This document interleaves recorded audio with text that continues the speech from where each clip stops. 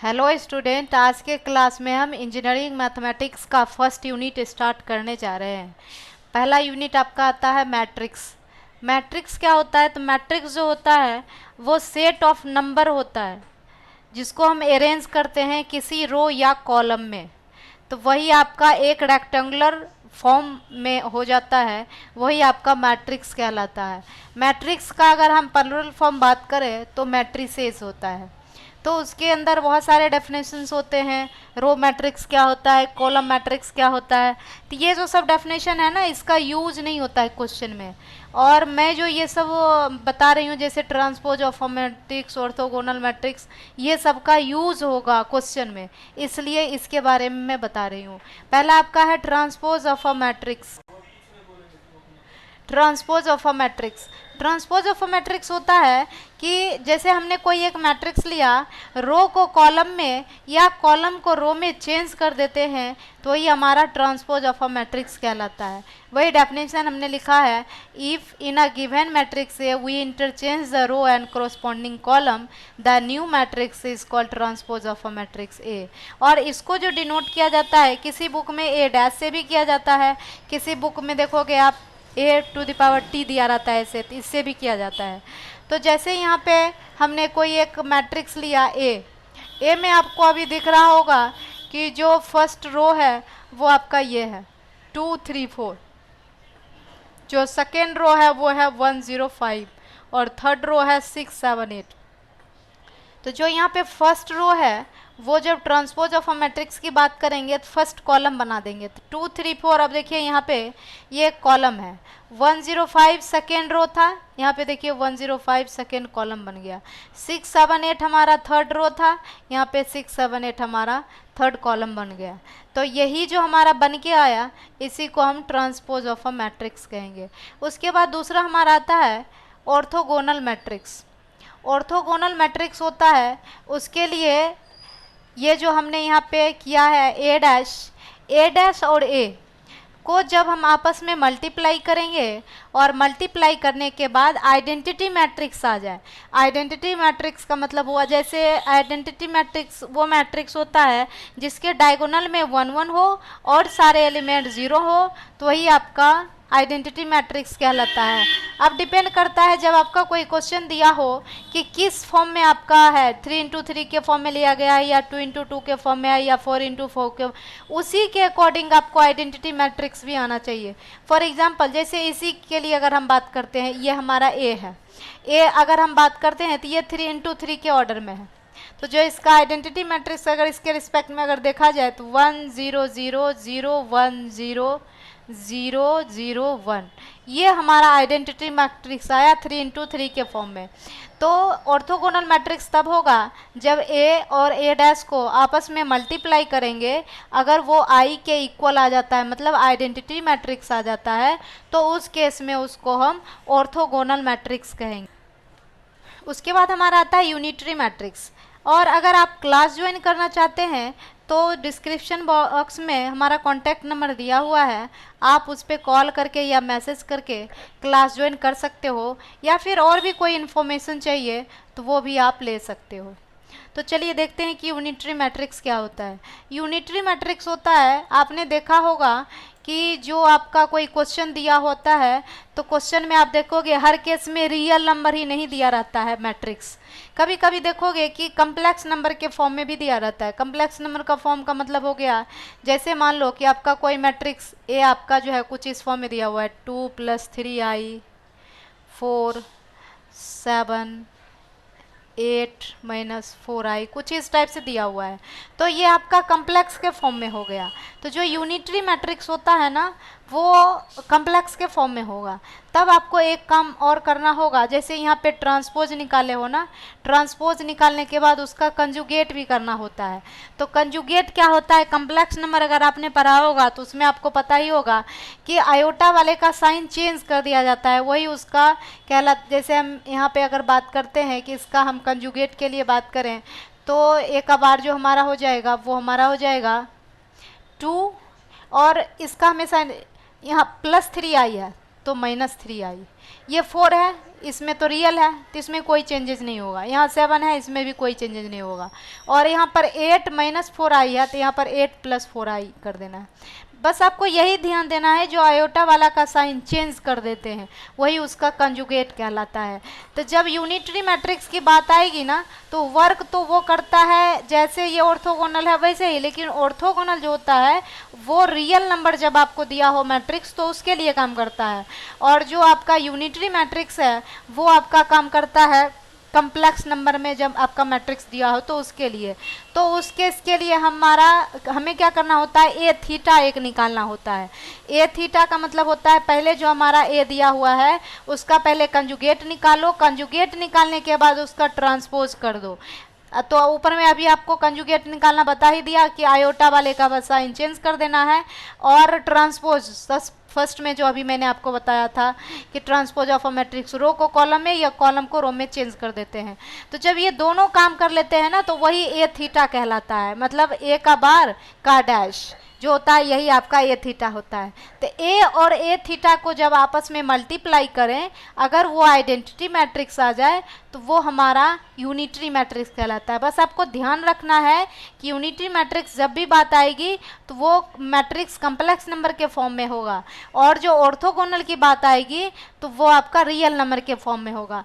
कभी कभी क्या होता है कि रियल नंबर का आपको क्वेश्चन दिया रहेगा जैसे वो इसमें, और उसमें यूनिटरी पूछ देगा तो उसमें फिर आपको एक काम होगा कि कंजुगेट निकालने की ज़रूरत नहीं होगी। अगर रियल नंबर का है उसमें बस डैश कर दो, वही ए थीटा का हो जाता है। तो ये दोनों को आपस में मल्टीप्लाई करने के बाद अगर आई हो जाता है, आइडेंटिटी हो जाता है, तो वो हमारा यूनिटरी कहलाता है। अब यहाँ पे एक आता है सिमेट्रिक मैट्रिक्स। सिमेट्रिक मैट्रिक्स होता है कि जैसे हमने कोई मैट्रिक्स ए लिया, ए और जो ऊपर में अभी मैंने आपको बताया है ट्रांसपोज करो, और जो ए है अगर दोनों आपस में इक्वल होते हैं तब उसको हम सिमेट्रिक मैट्रिक्स कहते हैं। फॉर एग्जांपल अभी मैंने ए ये लिया, अगर आप इसका ट्रांसपोज कर दो रो को कॉलम में या कॉलम को रो में तो आप देखोगे आपको यही मिलेगा। कैसे, मैं आपको करके दिखाते हूँ। ये आपका ए है, अगर इसका हम ए डैश करते हैं तभी ये फर्स्ट रो है तो इसको एक कॉलम कर दें तो ए एच जी, और ये आपका सेकेंड रो है तो एच बी एफ, और ये थर्ड रो है तो जी एफ सी। अब इसको और इसको मैच कराओ तो आप देखोगे सारे मिल रहे हैं, तो मिल रहे हैं मीन्स ए डैश जो होगा वो ए के इक्वल होगा, तो इसी केस में इसको हम सिमेट्रिक मैट्रिक्स कहेंगे। वही चीज़ यहाँ पे हमने लिखा है ए आई जे इज इक्वल टू ए जे आई, और यही आपका कहलाता है ए डैश इज इक्वल टू ए के। तो ये आपका सिमेट्रिक मैट्रिक्स होता है। उसके बाद हमारा आता है एस क्यू सिमेट्रिक मैट्रिक्स, या इसका दूसरा हमारा एंटी सिमेट्रिक मैट्रिक्स भी होता है, दोनों आप बोल सकते हो। तो जैसे ऊपर में आपने देखा ए डैश अगर ए के इक्वल होता है तो उसको हम कहते हैं सिमेट्रिक, और अगर A dash is equal to minus A के होता है तब उसको हम कहते हैं एस क्यू सिमेट्रिक मैट्रिक्स। जैसे यहाँ पर हमने ए इज इक्वल टू दिस लिया, अब इसका अगर हम बात करते हैं, इसका अगर हम डैश निकालते हैं तो डैश जो हमारा हो जाएगा ए डैश वो इज इक्वल टू हो जाएगा ए इज इक्वल टू हो जाएगा 0 एच और जी, ऐसे करके लेंगे जैसे ऊपर में अभी करके मैंने आपको दिखाया था। लेने के आप देखोगे कि उसमें साइन का फर्क पड़ जाता है, मतलब आपको माइनस कॉमन जब आप लेते हो तब वो ए के इक्वल होता है। तो इसका मतलब है ए डैश जो है वो आपका माइनस ए के इक्वल हुआ।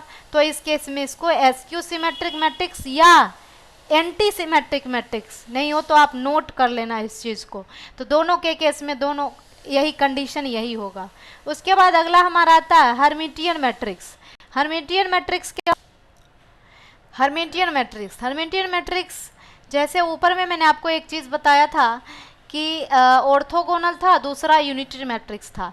तो ऑर्थोगोनल का केस मैंने आपको बताया था कि रियल नंबर के लिए आएगा, जब आपका मैट्रिक्स रियल नंबर में होगा तब ऑर्थोगोनल का केस जाएगा, और अगर यूनिटरी मैट्रिक्स होगा तो इसका यूनिटरी मैट्रिक्स की जब बात आएगी समझ जाना कि मैट्रिक्स हमारा कम्प्लेक्स नंबर के फॉर्म में होगा। सेम वैसे ही यहाँ भी है, सिमेट्रिक मैट्रिक्स या एंटी सिमेट्रिक मैट्रिक्स की जब बात आएगी तो समझ जाना कि जो आपका मैट्रिक्स दिया हुआ वो रियल नंबर में है, और जब बात आती है हर्मिटियन मैट्रिक्स की तो समझ जाना कि जो मैट्रिक्स दिया हुआ वो कम्प्लेक्स नंबर के फॉर्म में दिया हुआ है। तो उस केस में हम क्या करेंगे, आपने ऊपर में देखा ही था कि जो यूनिटरी मैट्रिक्स था उसके इसमें ए थीटा निकालने की ज़रूरत पड़ी थी, और ए थीटा जो होता है वो इक्वल टू होता है किसके, तो पहले हम उसका कंजुगेट निकालते हैं ए का, और कंजुगेट निकालने के बाद फिर उसका हम ट्रांसपोज करते हैं, वही हमारा ए थीटा होता है। हर्मिटियन मैट्रिक्स होता है कि अगर A is equal to A theta के आ जाता है तब उसको हम हर्मिटियन मैट्रिक्स कहते हैं। तो उसके लिए आपको जैसे ए यहाँ पे दिया हुआ है तो सबसे पहले इसका हमें क्या करना है, कंजुगेट कर लेना है। कंजुगेट का मतलब जहाँ पे आयोटा है उसका साइन चेंज कर देना। जैसे इसका फर्स्ट रो की बात करते हैं, ये 1 है तो इसमें कोई चेंजेस नहीं होगा। 2 + 3 आई है तो यहाँ पर 2 - 3 आई आ जाएगा। यहाँ पर 3 + आई है तो यहाँ पे 3 - आई आ जाएगा। यहाँ पे 2 - 3 आई है 2 + 3 आई आ जाएगा। ये 2 है तो इसमें कोई चेंजेस नहीं होगा। यहाँ पर 1 - 2 आई है तो यहाँ पर 1 + 2 आई हो जाएगा। यहाँ पे 3 - आई है तो यहाँ पे 3 + आई आ जाएगा। यहाँ पर 1 + 2 आई है तो यहाँ पर 1 - 2 आई आ जाएगा। ये 5 है तो इसमें चेंजेस नहीं होगा। तो ये जो अभी मैंने आपको बताया ये आपका कंजुगेट था। कंजुगेट निकालने के बाद फिर उसका ट्रांसपोज कर दो, कॉलम को रो में या रो को कॉलम में चेंज कर दो, तो जो आएगा वही ये थीटा आएगा। तो आप देखोगे ये जो हमने एग्जाम्पल लिया है इसका मैं आपको करके दिखाती हूँ। जैसे इसका अगर ए हमारा दिया हुआ है तो अगर इसका हम कंजुगेट की बात करें, ए बार अगर इसका हम निकालते हैं तो ये हमारा 1 हो जाएगा, 2 - 3 आई हो जाएगा, 3 - आई हो जाएगा, 2 + 3 आई हो जाएगा, यहाँ 2 हो जाएगा, यहाँ पर 1 + 2 आई हो जाएगा, यहाँ पे 3 + आई हो जाएगा, 1 + 2 आई 1 - 2 आई हो जाएगा, यहाँ पर माइनस होगा, यहाँ -2 आई हो जाएगा, यहाँ 5 हो जाएगा। अब इसका हमें क्या करना है, ए कंजुगेट का डैश करना है, मतलब ट्रांसपोज करना है। तो ये हमारा अभी फर्स्ट कॉलम है, इसको रो बना देते हैं। तो 1 2 + 3 आई और यहाँ पे 3 + आई, और ये सेकेंड कॉलम है, इसको सेकेंड रो बना देते हैं। तो 2 - 3 आई 2 1 - 2 आई, और फिर हमारा थर्ड कॉलम है, इसको थर्ड रो बना देते हैं। तो 3 - आई 1 + 2 आई और 5। अब इसको और इसको मैच कराओ तो आपको मैच कर जाएगा। तो इसका मतलब है कि ए थीटा जो है, ये जो हमने निकाला ए बार का डैश, ये आपका ए थीटा होता है। तो ए थीटा इज इक्वल टू ए के हो गया, इसका मतलब ये हमारा हर्मिटियन मैट्रिक्स हो गया। उसके बाद एसक्यू हर्मिटियन होता है। तो एसक्यू हर्मिटियन जैसे आपने एंटी सिमेट्रिक देखा था वैसे ही एसक्यू हर्मिटियन होता है, बस जो एंटी सिमेट्रिक था वो रियल नंबर के लिए था और ये जो हमारा आएगा वो कम्प्लेक्स नंबर के लिए आएगा। मतलब अगर A theta is equal to -a होता है तो उस केस में उसको हम एसक्यू हर्मिटियन या फिर एंटी हर्मिटियन मैट्रिक्स कहते हैं।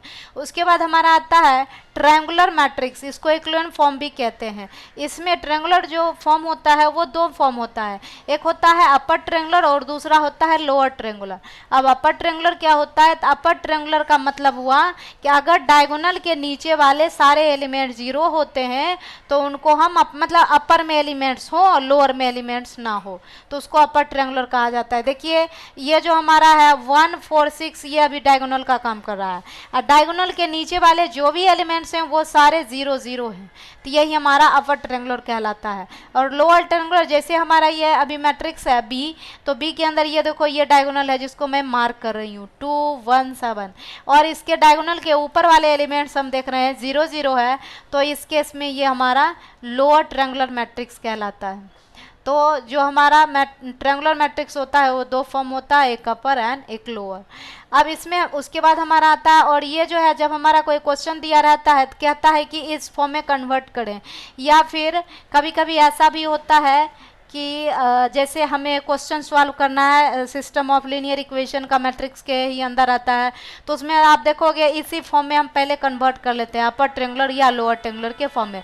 कन्वर्ट करने के बाद हमें जो वो अननोन वेरिएबल्स होते हैं, जो हम अननोन्स उसमें क्वेश्चन में दिया रहता है XYZ, उसका वैल्यू आसानी से निकाल लेते हैं, इसलिए ये बहुत ज़्यादा इंपॉर्टेंट है। और ये कैसे 0 0 आ जाता है ये तो अभी मैंने आपको एग्जाम्पल दे के दिया हुआ है। अदरवाइज जब आपका क्वेश्चन दिया रहेगा जरूरी नहीं है कि अपर ट्रायंगुलर या लोअर ट्रायंगुलर हो, उसको बनाना पड़ता है। तो वो कैसे बनाना पड़ता है वो अगले क्लास में जब हम क्वेश्चन लेके आएंगे उसमें मैं आपको समझाऊंगी कि कैसे होता है। उसके बाद अगर आपको ये चीज़ सब अच्छा जो मैंने आपको समझाया अच्छा लगे तो आप इसे लाइक कर लेना, सब्सक्राइब कर लेना और अपने दोस्तों के साथ शेयर भी कर देना जो दूसरे का भी हेल्प मिल जाए। उसके बाद हमारा आता है सिंगुलर मैट्रिक्स, ये भी बहुत इंपॉर्टेंट है। जैसे अगर हम रैंक की बात करते हैं या और भी जगह ऐसे होता है जहाँ पे आपको सिंगुलर मैट्रिक्स की ज़रूरत पड़ती है।